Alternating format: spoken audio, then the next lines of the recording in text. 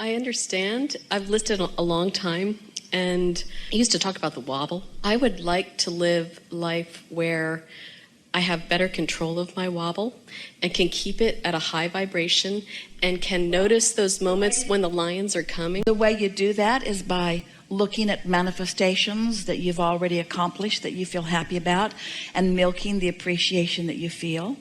By acknowledging that some things have manifested that were at one time and maybe even for a long time still in a vibrational state, and when you chilled out about it, then it came into easier view. You just have to massage your thoughts into those better feeling places.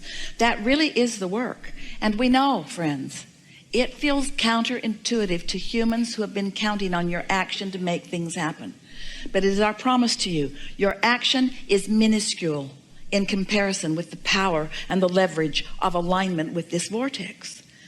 Most people are offering most of their action or behavior to compensate for not flowing their energy in a productive way. You worry about stuff and you don't line up with well-being, and you beat the drum of things not going well for you. And then when things don't go well for you, then you dig in with action and hard work, and then you get exhausted. Because this receiving mode is not just the vibrational place. Just like you have to set your radio dial on 98.7 FM if you want to hear what's broadcasted from that tower. You can't set it on some other frequency. You have to tune your tuner to that broadcasting tower. And so we want to convince you that this vibrational reality, that this vortex is a broadcasting tower that includes everything that you want and all that you are and the path to full manifestation of every bit of it. And if you can accept that that is so, and then you can just care about tuning yourself to it, which just means think thoughts that feel good, then everything will turn out the way you're wanting it to. Such a nice thing. You could have 5 things, we know you've heard this, that are important to you. There are always more than that, but let's say 5 major things. And 4 of them could be going extremely well and 1 of them not well. And you as humans mostly think that you better dig into that one that's not going well. And as you do, you tune to what's not going well, and you actually pinch off the well-being on the other 5 that were going well. Conversely, you could have only 1 thing that's going well and 5 things that are going awful. And you could focus upon the 1 thing that is going well, set your tone by your attention to that, and the other 5 would fall into alignment, because the receiving mode is the receiving mode. But when you believe that you have to work hard to compensate for inferiority or for past wrong deeds, or when you feel that you have to work hard in order to justify your existence, all of those things are so contrary to what your inner being knows about your readiness and your worthiness, that you get crosswise of the energy, and then you do offer more effort, and then you get tired. Where if you're feeling good about yourself and others, if you're looking for positive aspects, if you're counting your blessings, so to speak, looking for reasons to feel good, not having knee-jerk reactions to so many things, then you're in the receiving mode. But the receiving mode is also the replenishing mode. That's where your stamina comes from. That's where your clarity comes from. That's where your vitality comes from. That's where the good ideas come from.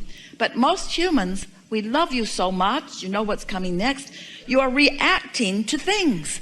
So you're looking around, wanting to be objective, and that's a good thing, because you got to sift in order to launch those rockets.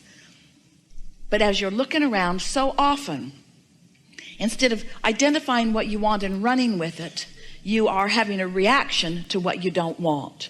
And when you are reacting to what you don't want, then you're putting more emphasis on that. So you're actually often vibrating more in contrast to what you want than you are in harmony with what you want. Every subject's 2 subjects. What is wanted and the absence of it. So sometimes you're thinking that you're thinking about money when you're really thinking about not having enough of it. Sometimes you're thinking about having or getting or improving a relationship when often you're thinking about the absence of a relationship, or something about the relationship that you've got that you don't want. And so if you don't introduce an understanding into this equation of what your emotions are telling you, then you can't guide your thoughts at those early subtle stages. And if you don't guide them at early subtle stages, then law of attraction is going to carry them into greater and greater momentum, where you believe then that you have to take action, but there's not enough action to compensate for that momentum that's going in opposition to what you want. So what's the answer? Chill out. The answer is be nicer to yourself. The answer is think more thoughts about yourself that feel good and about others too? The answer is, don't work so hard. Give yourself a break. Get more rest. Be nicer to yourself. Do more of the things that feel good to you. That's the way you turn this around. You got to give yourself a break. You cannot demand yourself into alignment. You can't effort yourself into alignment. You've got to release. You've got to let go. You've got to let go of resistance. When you let go of that cork, we promise you it will float, you see.